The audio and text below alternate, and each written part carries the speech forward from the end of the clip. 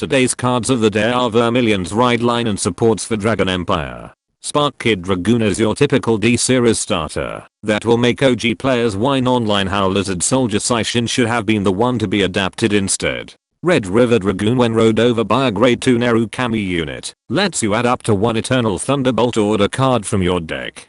And while on rear guard, you can pay 1 counter blast when he boosts while you have a grade 3 or higher Narukami Vanguard to bind one of your opponent's back row rear guard. You soul charge 2 cards instead if you did not bind with this ability. Why the hell are the recent encounter decks trying to force players into using order cards? It's like D-BT11 is hellbent in forcing players to use them. Thunderstorm Dragoon, when rode over by a grade 3 Narukami unit, lets you add up to 1 Narukami card from the top 7 cards of your deck. And when he's placed on rear guard, you soul charge 1 card, and he gets 5k power. If you have an Narukami Vanguard, you know a ride line is going to be good if it can set itself up for a persona ride on the following turn or just get any grunge rear guard for free. Dragonic Kaiser Vermillion once per turn while on Vanguard lets you pay 1 counter blast to give 2 of your Narukami units 5k power. Then during this turn, this unit can attack your opponent's Vanguard and 2 other rear guards at the same time.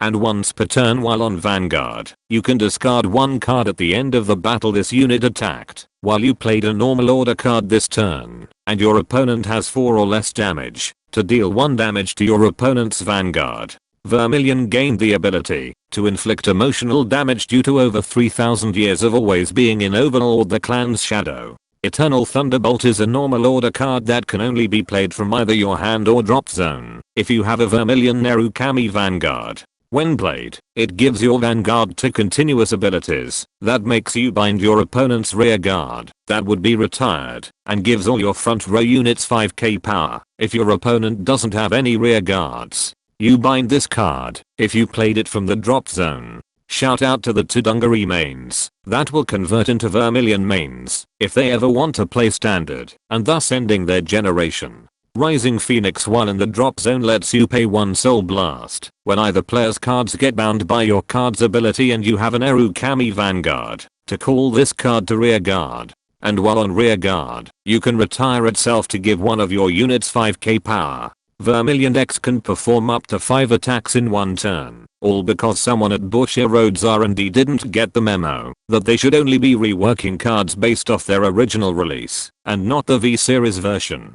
Finally, Dragonic Deathscythe while on rear guard during your turn gets 5k power if your opponent has no front row rear guards. And while on rear guard, you can pay 2 soul blast when it attacks a Vanguard while you have a grade 3 or higher Narukami Vanguard to bind one of your opponent's rear guards. You draw a card instead if you did not bind with this ability. Can we just take a moment to appreciate how badass the artwork is? If you didn't get obscured with Vermillion's attack, then this thing will permanently deal with it instead. Evil players are going to become obsolete unless their new support gives them a counterplay. And that concludes today's cards of the day. Be sure to subscribe and let me know in the comments if the remaining Eugene main in your locals went on a drinking spree.